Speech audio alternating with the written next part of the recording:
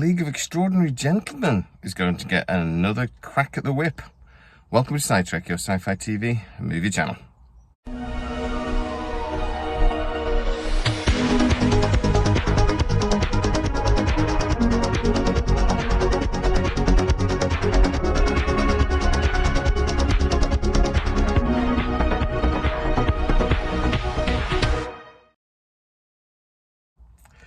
Here I am, about to go to work, when I read the news that the League of Extraordinary Gentlemen is about to have a TV series made by 20th Century Pictures for the Hulu network. I'm a little bit embarrassed because I was actually told this about a week ago and I forgot to tell you because of all the things that were happening at MGM and etc. But yeah, it's been confirmed today. It's out there and lots of sources. Here I stand for all to see. There's some parlor game. Believe it.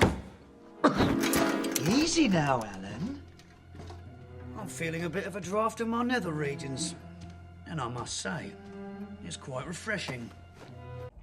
So, the League of Extraordinary Gentlemen into a TV series. This is something that seems to be happening quite a lot at the moment. Netflix is about to release Resident Evil. We've obviously had Westworld over the last couple of years. But yeah, projects that a few years ago would have become maybe a movie franchise are now more and more often becoming a new streaming service franchise. And to be honest, for a project like the League of Extraordinary Gentlemen, I don't think it's a bad thing. This was quite a successful comic book back in the day. Very violent, very gory, very, serious comic book. And lots of big characters, lots of big character development. Something that's quite difficult to do in a movie, a 2-hour movie, is decent character development. So in this respect, a streaming service, 10 episodes, which is what I've been told is probably going to be commissioned, is not a bad thing. Our transportation is forthcoming. A boat? It travels on water, if that's what you mean.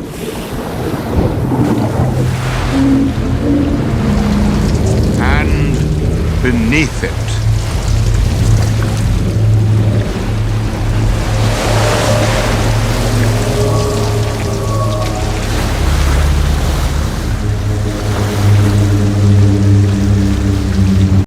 I've also been told that this will not fall into the trap of the movie. Now, the movie, 2003, that ended Sean Connery's career, not really, but he retired just after, fell into the trap of being a PG-13.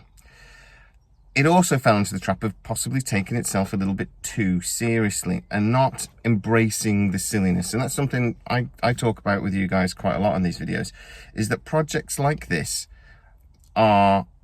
have to walk a very fine line between the extraordinary and the ridiculous. Something Marvel, particularly in the early movies, was really good at is just staying within the extraordinary and not going over into the silly. My husband was Jonathan Harker.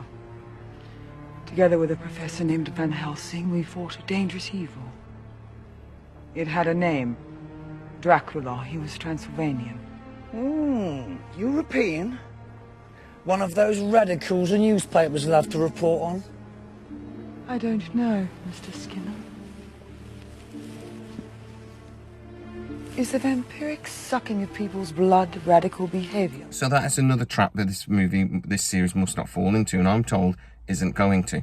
So the two things I'm being told is that one, it will be a series for adults, not for children. It will not have a 12A or a PG-13 sort of rating. It will be a proper comic book series for grown-ups. The other thing I'm being told is that it will, at times, embrace the silly. It knows the bits of this series that are maybe a little bit ridiculous and will make fun with that. Because if you don't know much about League of Extraordinary Gentlemen, I have to tell you, it's basically around, imagine Victorian London, but Jules Verne, Bram Stoker, all of these great novels from that time and great science fiction from the time was actually true. So, Jekyll and Hyde is running around, the Invisible Man is running around, Dracula is running around. All of these things like the Nautilus and 20,000 Leagues Under the Sea and so on are true. Now, it really does allow for sort of an amazing piece of a visual, spectacular series if they really do it right, but also could be silly. The other thing about the comics was they were incredibly violent. as with all good comic books at the time, I'm thinking like Spawn and comics like that, incredibly violent, that didn't transfer to the movie very well. Again, it's another reason why Spawn failed. So if they do embrace that, and I'm told they're going to, this will be a very grown up, very adult, very violent series, then I think this is something that could be amazing. It will look amazing, and it should have a really good character development and depth of story, because there's lots and lots of material here for them to work off. Something else that I remember about the 2003 movie, another reason probably why it failed, was the style of it. Not just that it went for PG-13, the special effects and things had a certain style. Another film that had the same style? Van Helsing.